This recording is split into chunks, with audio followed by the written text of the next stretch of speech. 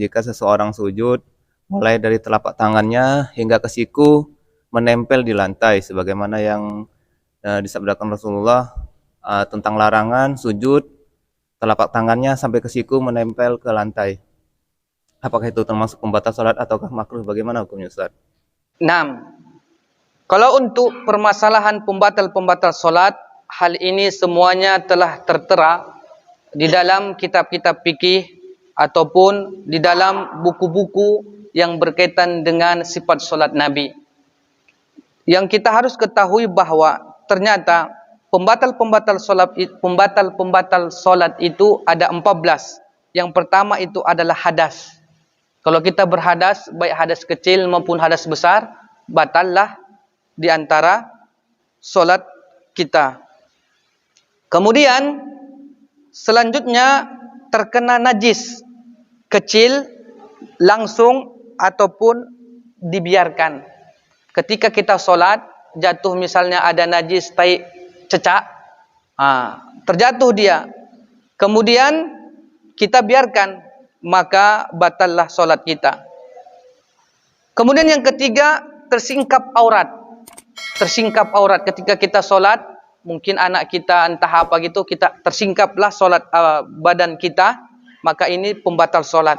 Selanjutnya yang keempat, berbicara dua atau satu huruf yang bisa dipahami dengan sengaja. Ketika kita solat, kita berbicara. Selanjutnya yang kelima, melakukan pembatal-pembatal puasa dengan sengaja. Yang keenam, makan banyak meskipun lupa. Ketika kita solat, kita makan atau minum. Yang ketujuh, gerakan 3 kali yang berturut-turut meskipun itu lupa, tetapi karena tidak ada hajah. Nah, di sini nanti akan ada perbedaan pendapat para ulama. Yang kedelapan, melompat dengan keras. Yang kesembilan, memukul keras. Yang ke-10, menambah rukun fi'il dengan sengaja. Yang ke-11, mendahului imam dalam 2 rukun dan ketinggalan imam 2 rukun tanpa uzur. Jadi ketika kita solat, kita lebih mendahului imam 2 rukun. Misalnya imamnya itu masih ruku, kita sudah duduk di antara 2 sujud. Ini batal, kita luan gitu. 2 rukun tapi 2 rukun kita lebih dahulu. Ini batal solat kita. Kemudian selanjutnya yang ke-12, niat memutuskan solat. Ketika kita solat, tapi di tengah perjalanan di rakaat kedua misalnya, kita niatnya, aku putuskan aja lah solatku. Niatnya saja udah memutuskan solat.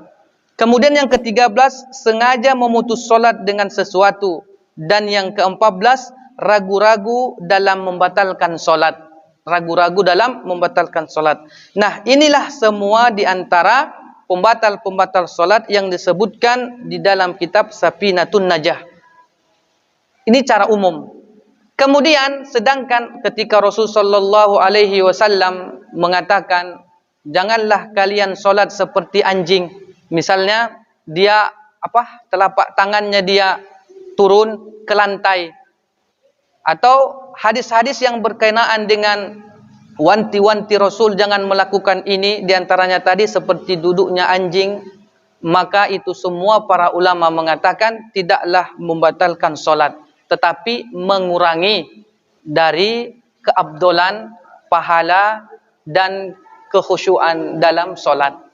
Nah, 14 tadi itulah yang membatalkan solat yang telah disepakati oleh para ulama. Mungkin ketika kita melihat pendapat-pendapat yang lain dari para ulama, mungkin ada yang mengatakan batal, tetapi itu adalah pendapat sebahagian para ulama. Sedangkan jumhur ulama telah menetapkan pembatal-pembatal solat yang ada di dalam kitab-kitab fikih